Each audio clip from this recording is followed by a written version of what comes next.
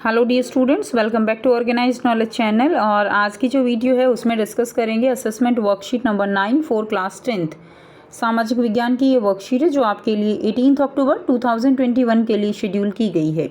आज की जो वर्कशीट है उसमें आपको 10 क्वेश्चंस दिए गए हैं और इसी के साथ आपकी असेसमेंट वर्कशीट 7, 8 भी दी गई है जो ऑलरेडी हम कर चुके हैं और ऑलरेडी वो अपलोड की जा चुकी है।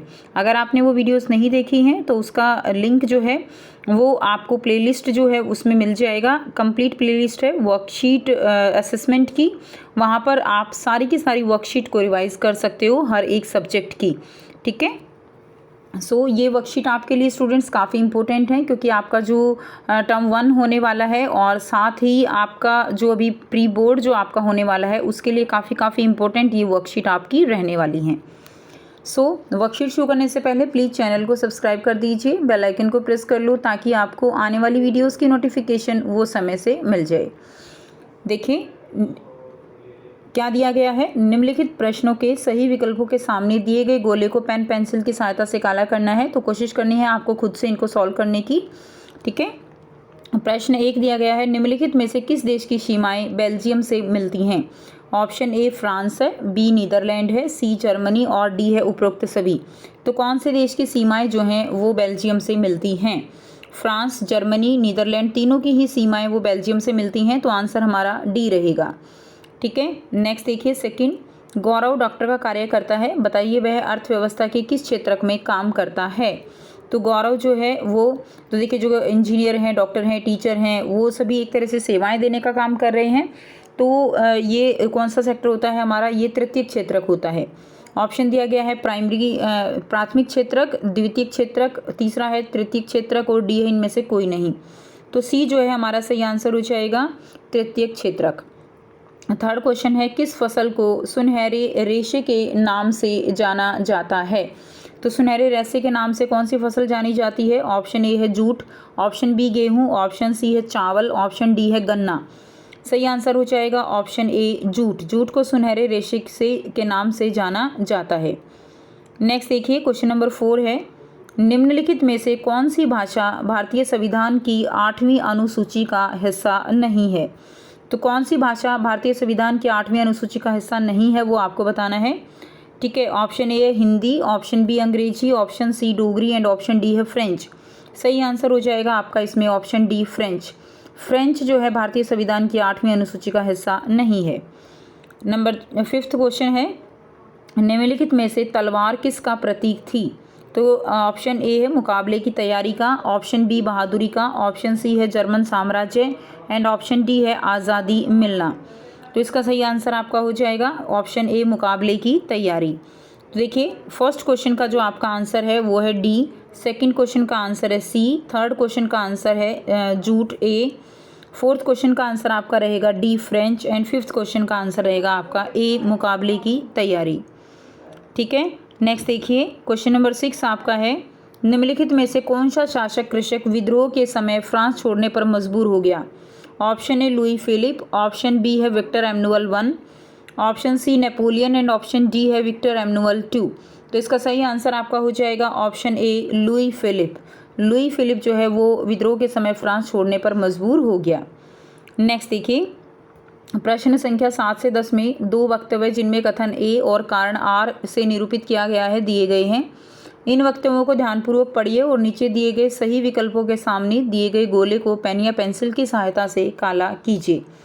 ठीक है, तो ऑप्शन ए आपको दिया गया है, अगर कथन ए और कारण दोनों ही सही हैं तो आपका आंसर जो है ए हो जाएगा। अगर जो कथन है, जो कारण है वो उसको सही से व्याख्या कर रहा है। बी ऑप्शन हो जाएगा, अगर कथन और कारण दोनों ठीक हैं लेकिन कारण कथन की सही व्याख्या नहीं करता है। सी होगा, अगर आपका कथन सही है जबकि कारण आपका गलत है। डी आंसर होगा, अगर आपका कथन गलत है लेकिन कारण जो है वो सही है तो आपका आंसर डी हो जाएगा। अब क्वेश्चन नंबर 7 आपको दिया गया है, कथन दिया गया है, डीजल जो है वो एक अनवीकरणीय संसाधन है। तो आपको बताना है। तो देखिए बिल्कुल ये आपका ठीक है कथन कि डीजल वो अनवीकरणीय संसाधन है, वो एक बार ख़त्म हो जाएगा तो फिर दोबारा उसको प्राप्त नहीं किया जा सकता, करोड़ों वर्ष लग जाते हैं उसको दोबारा प्राप्त करने में। डीजल जो है वो एक अनवीकरणीय संसाधन है। कारण है आने वाले वर्षों में डीजल समाप्त हो जाएगा। तो ये जो है इसको एक्सप्लेन भी कर रहा है। तो इसका आंसर हमारा ए हो जाएगा कि आने वाले वर्षों में डीजल जो है वो समाप्त भी हो जाएगा और एक अनवीकरणीय संसाधन भी है। ए जो है इसका राइट आंसर है। क्वेश्चन नंबर 8 दिया गया है, कथन सरकारी अस्पतालों में अधिकतर इलाज मुफ्त में होता है। बिल्कुल ठीक है।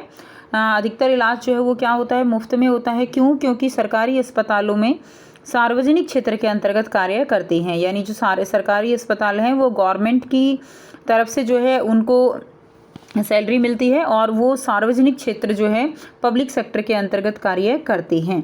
तो इसका कारण जो है वो भी क्या है, इसको एक्सप्लेन कर रहा है। तो ए जो है इसका सही आंसर हो जाएगा। नेक्स्ट देखिए, क्वेश्चन नंबर 9 है, कथन कॉफ़ी एक रोपण फसल का उदाहरण है। तो बिल्कुल ठीक है, कॉफ़ी एक रोपण फसल का उदाहरण है और कॉफ़ी की कृषि जो है वो मुख्यतः कर्नाटक में की जाती है। तो ये आंसर, ये जो है आपका कारण ये भी ठीक है और ये इसको एक्सप्लेन भी कर रहा है। तो इसका आंसर भी हमारा ए हो जाएगा कि कॉफ़ी एक रोपण फसल का उदाहरण है और इसकी खेती कर्नाटक में की जाती है।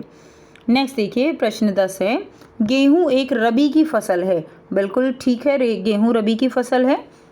कारण क्या दिया गया है, गेहूं की कृषि के लिए अधिकतर जल संसाधनों की आवश्यकता होती है। तो ये आपका आंसर गलत, ये जो आपका कारण दिया गया है ये गलत है।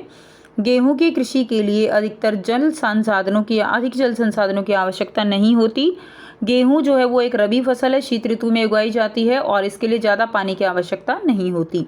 इसका आंसर आपका सी हो जाएगा, जिसमें कथन आपका सही है और कारण जो है वो आपका गलत है। तो आंसर इसका सी हो जाएगा। ठीक है, तो एक बार फिर से इसके आंसर जो है वो हम एक बार फिर से देख लेते हैं ताकि आप जो आपने आंसर लिखे हैं वो आप मैच कर सको। फर्स्ट का आंसर आपका बच्चों डी हो जाएगा, सेकंड का आंसर सी हो जाएगा, थर्ड का आंसर ए है, फोर्थ का आंसर आपका डी है, फिफ्थ का आंसर आपका ए रहेगा। नेक्स्ट देखिए, सिक्स्थ का आंसर जो रहेगा आपका वो रहेगा आपका ए, लुई फिलिप। ठीक है, उसके बाद सेवेंथ का आंसर आपका ए रहेगा। उसके बाद देखिए नेक्स्ट 8th का आंसर आपका ए है, 9th का ए है और 10th क्वेश्चन का आंसर आपका सी रहेगा। तो ये थी आपकी आज की एसएसटी की वर्कशीट। आई होप सभी स्टूडेंट्स को क्लियर है। कोई भी डाउट है आप पूछ सकते हो। वीडियो अच्छी लगी तो प्लीज़ लाइक कर दीजिए, शेयर कर दीजिए और चैनल को सब्सक्राइब कर लीजिए। So thanks for watching. मिलते हैं नेक्स्ट वीडियो में नेक्स्ट वर्कशीट के साथ। Take care, bye bye.